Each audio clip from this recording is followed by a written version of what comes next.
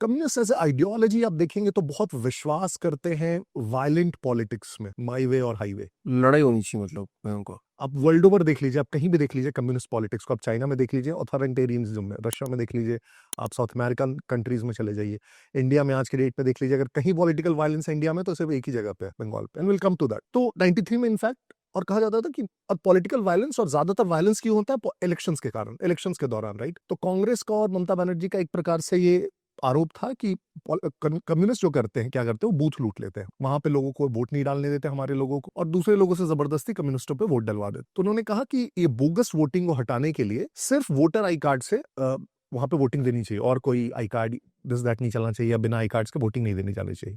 पहले I cards नहीं चलते थे। और 93 में एक बहुत बड़ा डेमोन्स्ट्रेशन होता है राइटर्स बिल्डिंग के सामने, वहां पे ममता बनर्जी उसको इनफैक्ट लीड कर रही होती है, और उस डेमोन्स्ट्रेशन पे गोलियां चलती है, कई लोग मारे जाते हैं। तो इस प्रकार के बहुत सारे डेमोन्स्ट्रेशन आप देखेंगे 90s के दौर में कांग्रेस की ओर से, क्योंकि कांग्रेस मेन ऑपोजिशन और सीपीएम रूल पे थी, तो कांग्रेस मेन ऑपोजिशन के तौर पर, ममता बनर्जी उसके फेस के तौर पर पश्चिम बंगाल में। उसी कांग्रेस में लेकिन धीरे धीरे ममता बनर्जी को रियलाइज हुआ कि ऐसे पार्टी ये शायद कम्युनिस्टों को उस प्रकार से विरोध नहीं कर पाएगी जैसे मैं चाहती हूँ, क्योंकि आप उनका थोड़ी पर्सनालिटी भी देखेंगे तो माना जाता है वो थोड़ा सा फिनिकी है, मतलब अभी मन किया तो ये कर देंगे, राइट। जिससे आपने देखा वो रेड्स हुए तो उनके घर पे पहुंच गए, all of those kind of things. Generally you would not see politicians doing these things. मैं अच्छा है बुरा नहीं बोल रहा हूँ, लेकिन इनका एक कैरेक्टरिस्टिक, तो इस कारण से वो कांग्रेस पार्टी के बड़े स्ट्रक्चर के अंदर, और अब देखेंगे उसी दौरान क्या हो रहा था 90s के दशक में, इंदिरा गांधी जा चुकी थी, राजीव गांधी जी की हत्या हो चुकी थी, और कांग्रेस एक प्रकार से दिशाहीन थी। सोनिया गांधी तब तक पॉलिटिक्स में आई नहीं थी, बीच में सीताराम केसरी थे, और बंगाल यूनिट से हमेशा उनका झगड़ा चलते रहा। तो कोई टॉप पे भी नहीं था जो उनको कंटेन करके रख पाए, और इसी में उन्होंने क्या किया, फिर 98 में कहा कि मैं अपनी पार्टी बनाई, बिकॉज खुद की पार्टी बनाना हाँ 98 में। हाँ,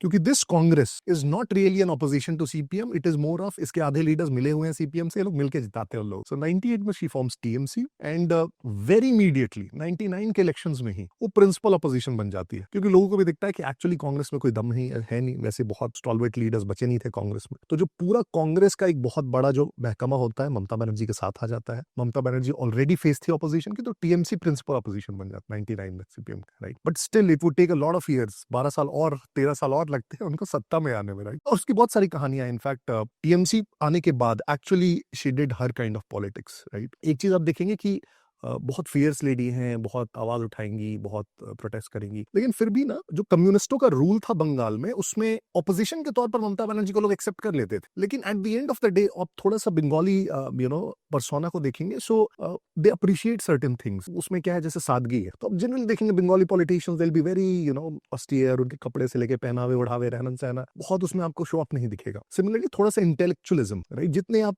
उसके पहले के सीएम्स देखेंगे, Jyoti Basu, Buddhadev Bhattacharya, all of them very intellectual class, right. उसको भद्र लोग बोलते हैं, जेंटलमैन, राइट। तो वो भद्र लोग वाला जो एक कैरेक्टरिस्टिक है ना, वो उनको ममता में नहीं दिखता था, जो बंगाली लोग, उनको लगता था यार ये तो स्ट्रीट फाइटर टाइप से कहीं भी उठ के कहीं चले जाती है, ऑल ऑफ दैट। तो up until I would say 2006, right, she was the principal opposition face, लेकिन सीएम के तौर पर कोई उनको नहीं देखता। मतलब एक होता है ना कि अब उनसे कम्युनिस्टों से ठीक है थोड़ी नाराजगी है, तो इसका मतलब ये थोड़ी है कि ममता बनर्जी को सीएम बना देंगे। So that kind of stance went till 2006, right. और उसके बाद and I will come to that, उसके बाद सिंगूर होता है, नंदीग्राम मूवमेंट होता है, लाड़गल में मूवमेंट्स होते हैं, और 4-5 साल में एक प्रकार से वो पूरा जो फेस है, या ये वाला जो एक इमेज होता है कि ठीक है विपक्षी नेता के तौर पर ठीक है, लेकिन सीएम के तौर पर ठीक नहीं, वो इमेज चेंज हो रहा था 4-5 सालों में।